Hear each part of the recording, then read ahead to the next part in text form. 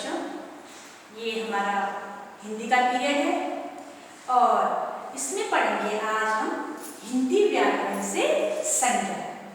तो इससे पहले मैंने आपको समास पढ़ाए हैं, तो आपने समास पढ़ लिए होंगे, अच्छे से समझ लिए होंगे।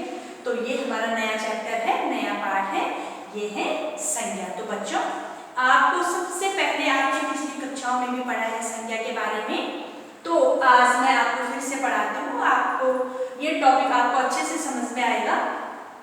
तो बच्चों, सबसे पहले संज्ञा किसे कहते हैं आपको ये समझना बहुत जरूरी है। मैं आपको पहले भी बता चुकी हूँ कि जिस पाठ को भी आप पढ़ते हैं, जिस चैप्टर को भी पढ़ते हैं, पहले आपको उस चैप्टर का जो टाइटल होता है, जो शीर्षक होता है, उसके बारे में पता होना बहुत जरूरी है। उसकी डेफिनेशन जानना बहुत जरूरी है, उसकी परिभाषा समझना आपको बहुत जरूरी है। तो सबसे पहले संज्ञा क्या है, किसे कहते हैं संज्ञा? तो देखो, इसकी परिभाषा है संज्ञा की, किसी व्यक्ति, वस्तु, स्थान, प्राणी, गुण, भाव आदि के नाम को संज्ञा कहते हैं। जो संज्ञा है क्या होते हैं? किसी व्यक्ति का नाम, कोई भी व्यक्ति हो, किसी भी व्यक्ति का नाम, ठीक है। वस्तु का नाम, कोई भी वस्तु हो, पेन हो, पेंसिल हो, कलम हो, टेबल हो, पंखा हो, कुछ भी हो। प्राणी का नाम, प्राणी में वो मनुष्य भी हो सकता है, जानवर भी हो सकते हैं।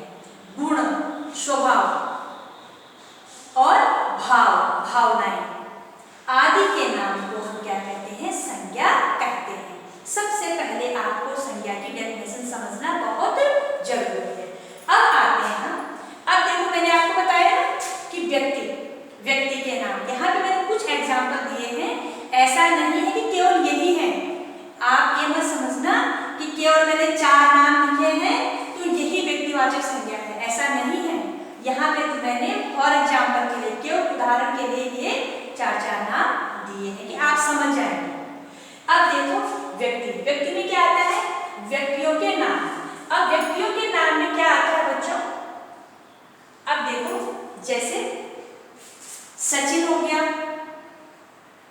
जवाहरलाल नेहरू हो गया, राजीव गांधी हो गया, रमेश हो गया, दिनेश हो गया, कोई भी व्यक्ति, ठीक है, यह है व्यक्तियों के नाम।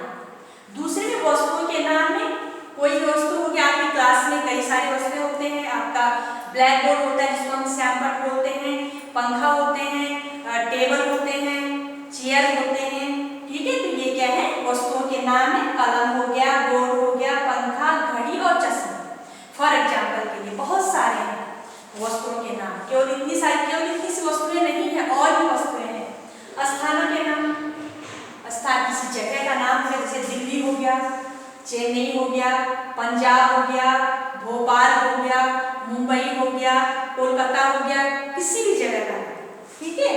प्राणियों के नाम में क्या आएगा? कोई भी प्राणी, तितली हो गई, मछली हो गई, घोड़ा, हाथी, जैसे ये क्या बोलते हैं, मोर हो गया, बतख हो गया, ये सब क्या है? इसमें आता है, प्राणियों के नाम में आता है, ठीक है। गुणों के नाम में क्या? ईमानदारी है, सच्चाई है, होशियारी है, चालाकी, हमारे क्या है? गुण है। गुण होते, कोई ईमानदार होता है, कोई बेईमान होता है, कोई सच्चा होता है, कोई झूठा होता है।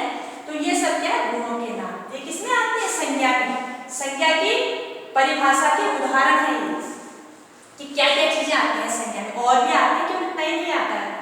अब है भाव के नाम, किसी की भावनाएं, कोई बहुत दयालु होता है, जैसे दया हो गया, करुणा हो गया, क्रोध हो गया, प्रसन्नता हो गई, ये क्या होती हैं? भावनाएं होती हैं। तो बच्चों, आपने ये संज्ञा की परिभाषा समझी कि क्या होती है संज्ञा, ठीक है। अब आते हैं ना संज्ञा के प्रकार। अब संज्ञा के कितने प्रकार होते हैं? संज्ञा के मुख्यतः जो है 3 प्रकार हैं। ये होता है व्यक्तिवाचक संज्ञा, दूसरा है भाववाचक संज्ञा, और दूसरा है जातिवाचक संज्ञा, और तीसरा है भाववाचक संज्ञा। सबसे पहले क्या आएगा? व्यक्तिवाचक संज्ञा, दूसरा जातिवाचक संज्ञा, ये है व्यक्तिवाचक संज्ञा हो गया, जातिवाचक संज्ञा हो गया, और भाववाचक संज्ञा। ठीक है। अब इसमें आपने देखना है, यहाँ तो हमने सब मिक्स करके आपको बता दिया, ये मिक्स करके बता दिया कि संज्ञा क्या है। अब यहाँ हमें उनको अलग अलग करना है बच्चों कि व्यक्तिवाचक संज्ञा हम किसे कहते हैं। तो देखिए आप व्यक्तिवाचक संज्ञा की डेफिनेशन आप अच्छे से देखिए। जिन संज्ञा शब्दों में ये क्या है, सब संज्ञा शब्द है, ये सब क्या है, संज्ञा शब्द है।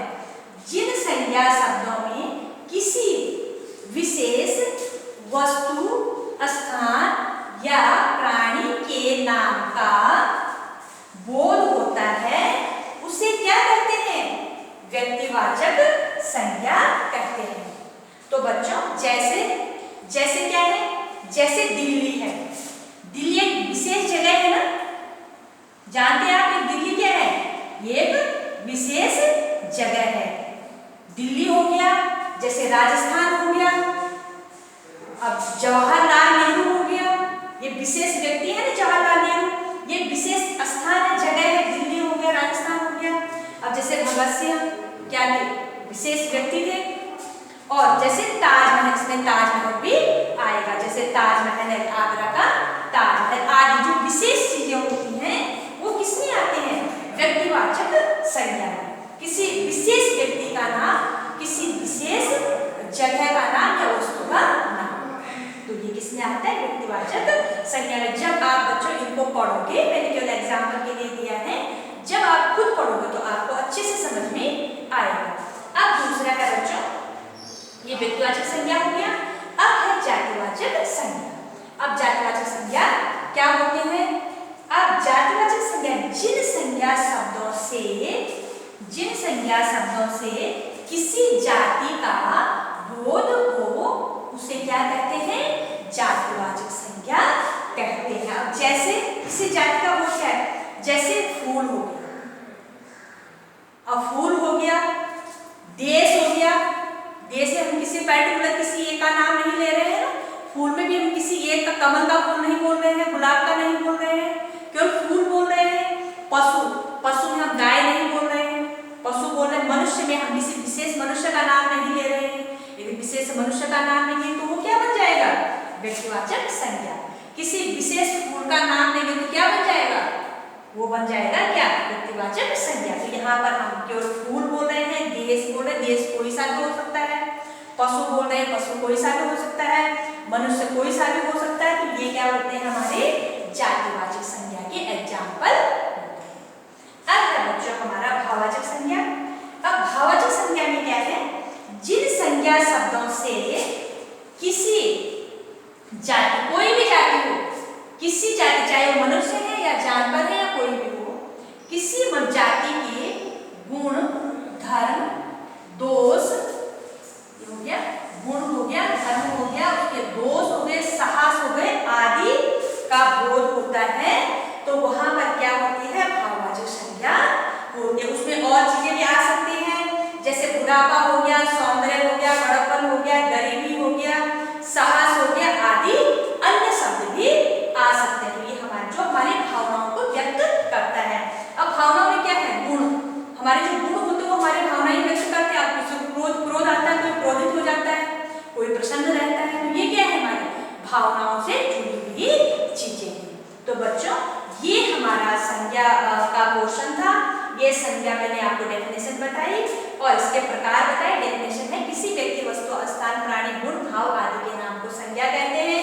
ये मैंने सब यहाँ पर क्या दे दिया, व्यक्तियों के नाम दे दिए, गुण वस्तुओं के नाम दे दिए, स्थानों के नाम, प्राणियों के नाम, गुणों के नाम और भावों के नाम। तो इनके आधार पर आपको और भी पढ़ना है, केवल इतना सा नहीं है, ये मैंने केवल समझाने के लिए आपको बताया है।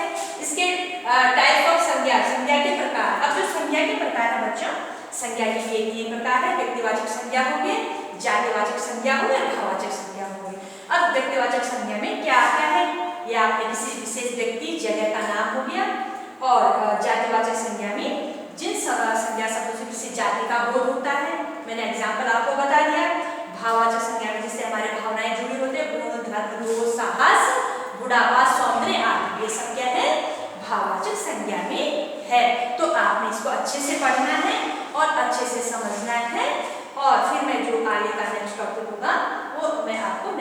में बताऊंगी। धन्यवाद।